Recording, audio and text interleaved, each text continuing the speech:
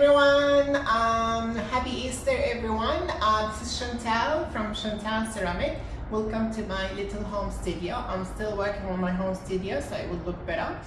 Anyway, I'm filming this short video to show you what I do with my mugs after the handle has been attached to them. So this mug was trimmed on Sunday. Today is Monday, Easter Monday. So this was trimmed on the wheel on Sunday, and then I attached, on Saturday.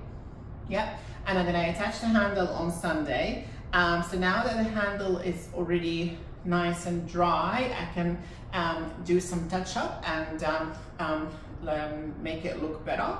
As you see, I always leave my mugs upside down.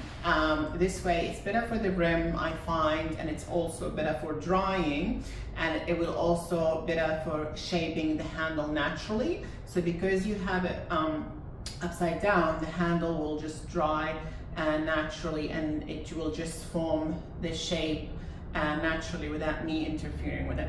So what I do to do the final touch-up, I use this tool. I'm not sure what it's called. There's a little bit of silicone there, and I also use a little bit of vinegar mixed with water just to make the handle looks better, and also get rid of all these marks and little things. So I'll show you what I do. I think I've left the window open, so hopefully my voice is loud enough. Anyway, so I will just move the camera closer so you can see more. Thank you. Okay, I'm having technical issues with my phone/camera. So basically I'm using the rear camera on my phone, which means at the moment I can't see whether I am in the shot or not. So it happened twice. The first time it happened because I was a little bit away from the frame of the camera, and the second time it's just stopped recording halfway through, so and I can't watch. Anyway, so I'm gonna stop and make sure and double check that it is actually recording.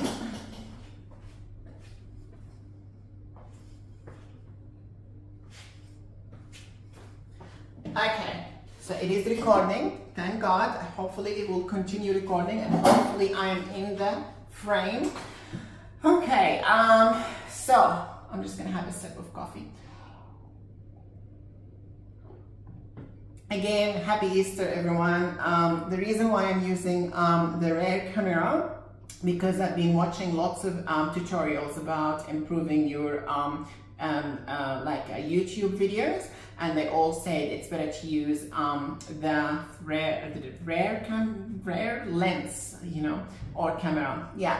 Anyway, so I already have filmed and failed filming how I was actually doing the final touch-up for this piece. So I used this tool. I think it's called a color shaper. It has like silicone in the middle. So what I did, I was defining the edges of the handle and then getting rid of the slip. So I would do a little section, and then I would remove the slip and then get back to it and do it.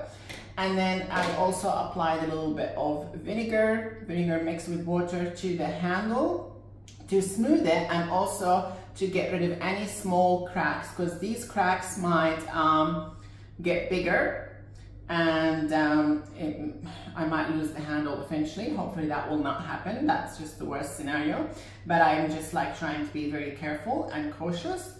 And then this little sponge, I bought it from a chemist. It's actually to apply makeup, but I like the shape of it, so where I can actually have my finger here, dip it in a little bit of vinegar and water, and then reinforce the shape of the handle. So that basically, I created that shape of the handle, that curve. See if you can see it's raised in this spot and in this spot, but it's actually dented in the middle. So I created that while I was pulling the handle, which I did yesterday morning. But this is just to reinforce that shape. So because it's just the way the sponge is shaped. So that's just a final touch that I do.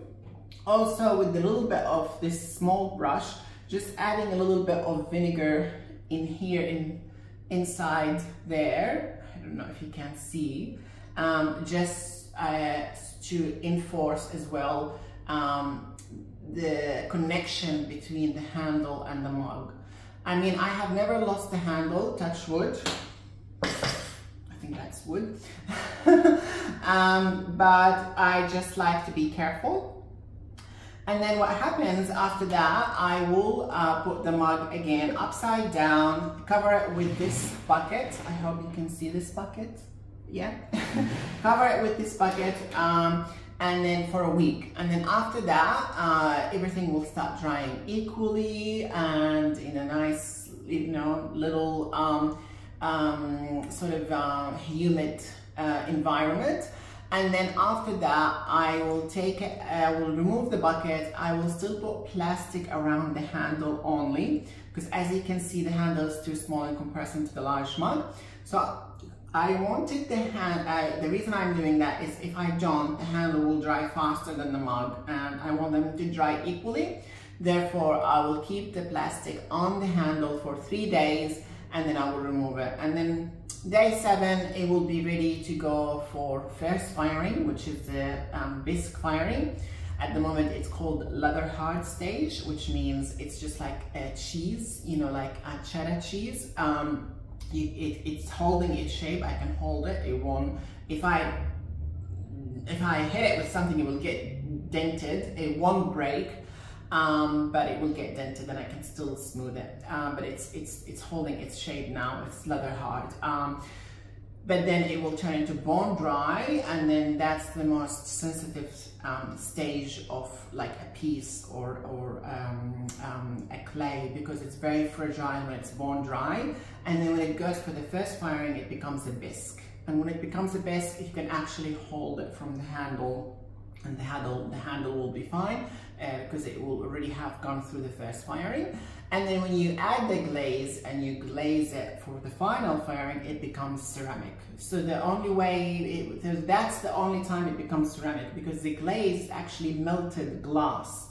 So you've got glass on pottery, and that's what transforms it from pottery to ceramic. So I used to always wonder, what's the difference between ceramic and pottery? Because I used to go to a school at Indooroopilly, and someone said to me, do you like pottery or ceramic? I'm like, what do you mean? What's the difference? So some people they just like to throw on the wheel, but they don't move to the second stage to glaze, where basically the piece becomes ceramic. So that's why there's a difference between pottery and ceramic. But I feel like, why would you want to make a piece and just not glaze it and fire it for the second firing and make it like a functional, ready piece to use? Anyway, I'm not sure.